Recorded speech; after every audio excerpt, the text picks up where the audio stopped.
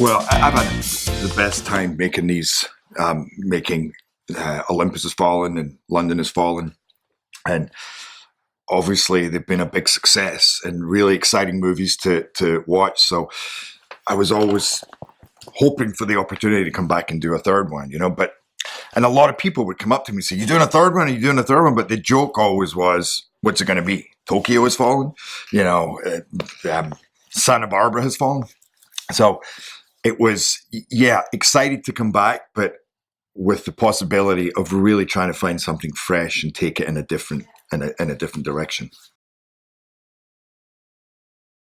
Been one of, if not my favorite thing about this franchise has been, one, having Morgan Freeman in the movies, but especially getting to work with him. Because he's just a joy on set, and every time he comes on is like an electric atmosphere, and he gets such respect, and yet he doesn't command it. He's just so easygoing, wants to joke with everybody, really don't want to be fussed over, and I feel like we've become good friends, and I've loved working with him. And in terms of the movie, he really just brings a pedigree to our movie. You can carry along in the same line, or you can go deeper. And it felt like it was really time to get to know more of Banning's world. And that was a big thing. We always knew it, rather than a journey outward, this was a journey inward.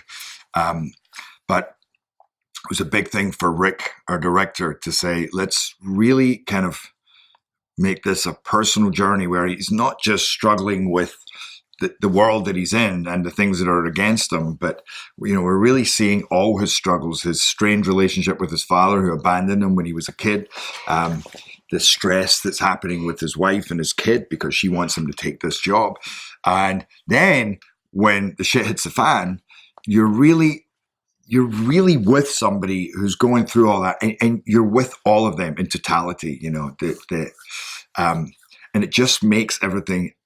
And that's what I've seen now in a movie. It's just so much more exciting. Just the two of them on their journey under these stressful situations, and their different ideas of how you deal with those situations, because it's like old bull, young bull, as he says in the movie. And that's so true. We have very different ways of how to approach an enemy, how to deal with stress. And does he even think I'm guilty in the first place? And then his views on life, which make me crazy. But there's a lot of humor in that, and I feel like it's some of the funniest stuff I've been able to work with as an actor was my stuff with Nick, and even again in the middle of the action. There's no end to the brilliance of Rick, because he is. It's in his DNA, movie making. His whole family have been in movies for a long time. So he knows every element of making a movie. He's a cameraman. He worked in stunts. He's a director now, but he also knows special effects. He does everything. And so he gets the best heads of department in every field, from design to cinematography and then he pushes them, says, bring me more, make it better, go, go, go. He really pushes everybody, but in a way that comes from his passion. And I've never worked with a director with that kind of work ethic. He never stops, and he never stops being excited. And him and I have become real brothers, because I know this franchise as well. So it was also the two of us kind of coming together to take his idea and his fresh perspective, and also keep those elements of the franchise that people love.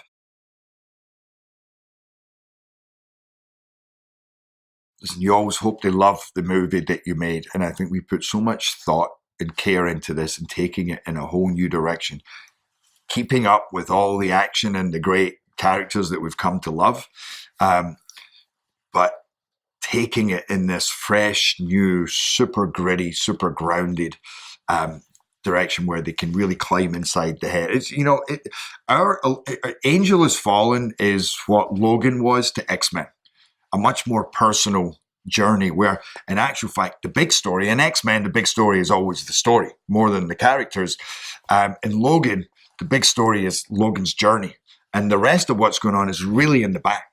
And that's what we did here. There's the whole private contractor situation and the Russians getting involved, but that's in the back.